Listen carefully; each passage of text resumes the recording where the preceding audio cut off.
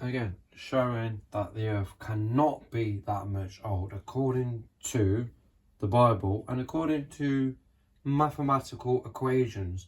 So perfect numbers, we're looking at 6 and 28. If you don't know much about it, you can go online, you can check this stuff out. We have so many out there that have already been found, and you can go for ages, but eventually they stop, and no one's actually found those perfect numbers, and AI can't find that as well. Again, you remember AI requires a mind to give that information, because a lot of people think, oh well, AI can just find it. No, it can't. The information of an AI, artificial intelligence, is low knowledge. It actually comes from a human mind. It has to come from a mind anyway. The same as numbers. Numbers are abstract. Before humans, numbers already existed. Yes, we render them in numbers, but the actual mathematical equations and everything always stood there. For instance, your genetic code built up. Yeah, it's information. You look at the information of the universe. Okay?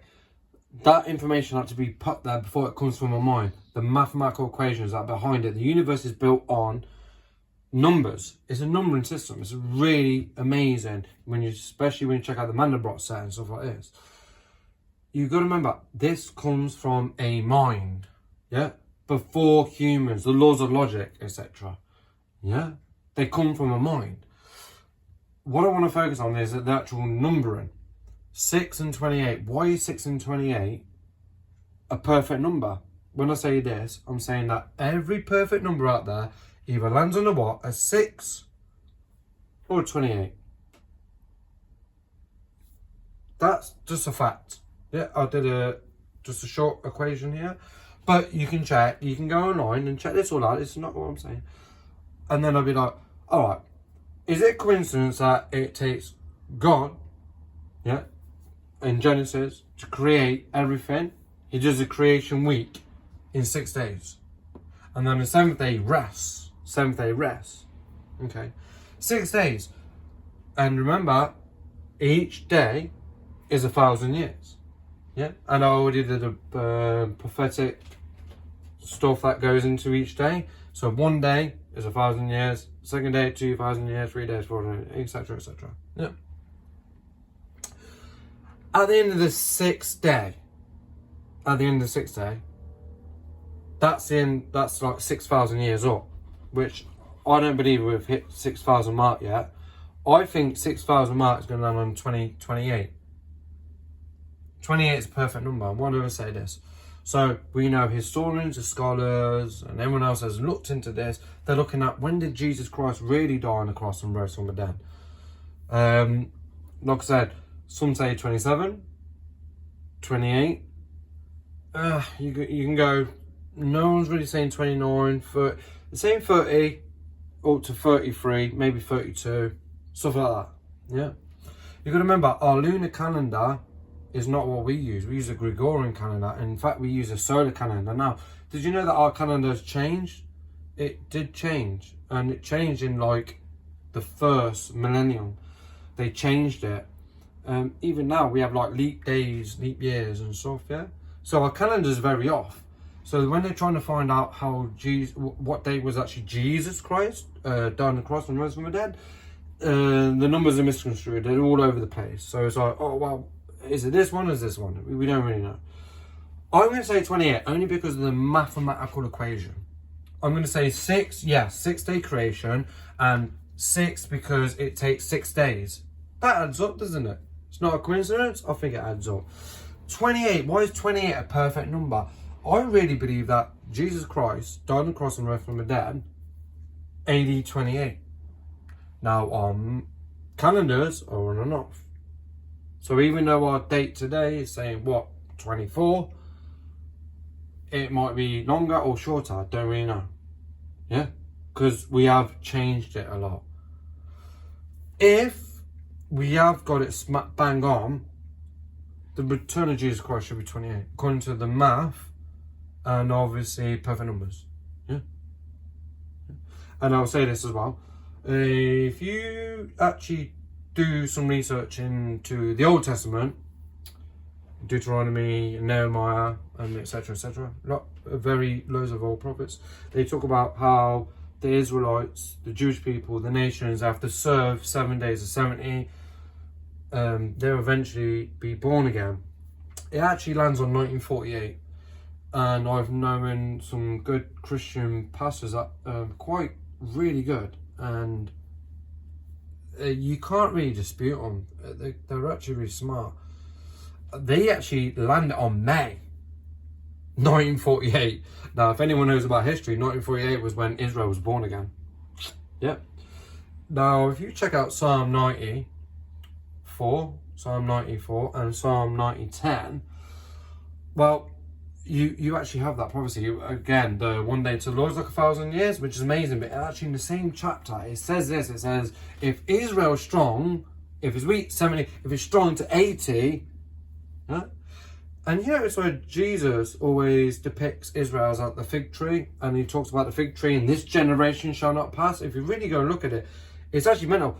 He talks about a generation. In Psalm 90, he talks about generation. He's talking about 80 years. This generation will not pass them the sea. I'm like, well, okay. If I add it up, I look at the Psalm, and I know Israel's born again 1948. And like I said, some people bang it on May 1948, which is crazy because it was May 1948 where the Jews got their Holy Land back. All you got to do, Psalm 90, add the 80 years, because that's what it says. What Jesus said to talk about the generation. Well, Psalm 90 talks about the generation. And what does Jesus talk about? 80 years. He's literally giving you like prophecies, like this is what's going to happen. Well, if I add 80 to 1948, what does it come up? 2028. Is that a coincidence? 28. Look at it. Perfect numbers, 6 and 28. 6 age creation, 6,000 years. Yeah? When their 6,000 years are up, by the way, all the early church fathers and everyone before people got taught about evolution and stuff like that, they didn't believe the earth was millions or billions of years old. No one ever thought of that because that weren't written in history. It was only because of Darwinism and etc. and liberal, secular people coming in, communists, Marxists, everything. They brainwash you to say, oh no, it takes billions and millions of years. No. We've already had it. The mathematical equations, the prophecies are already saying it. 6 days to 1 day is 1,000 years. 6,000 years. 2028, Jesus' death. Yeah, AD. Yeah, after death, we could just say AD. But let's just say the year 28, 0028, Jesus' death and resurrection. This is why I think 28 is the one. Because it adds up with the prophecies, adds up with the mathematics. And you got to remember, God works with mathematics. It's abstract. The universe is built on mathematics. You check out the Mandelbrot set. Go and check that out with Dr. Jason Law. Really crazy stuff. The universe, physics, everything. You've got to get laws of logic, laws of physics. All these laws do not poof themselves into existence. These are laws set by God. Yeah, they're set. The mathematics is set by God before man was born. 6 and 28, perfect numbers. 6,000 years, yes, it makes sense. 6 day creation, yes. 7th day rest, makes sense. Yeah. 2028 makes sense because when you add up the Israel being born again, and Jesus said, this generation, the psalmist says, a generation is 8 years, and lands on 28. Coincidence? I don't think so.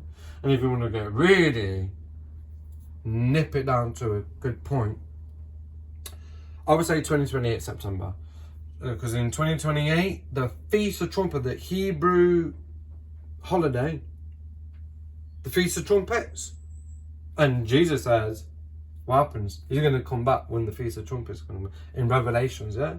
They're going to blow the trumpets. And that's when they're going to return. That actually lands on 2028 September. Yeah. The earth can't be more than 6,000 years old. In fact, it's not even 6,000 years old. According to this, if this is airtight, and I think it is airtight, the Earth is not even 6,000 years old. It will be in 2028, September.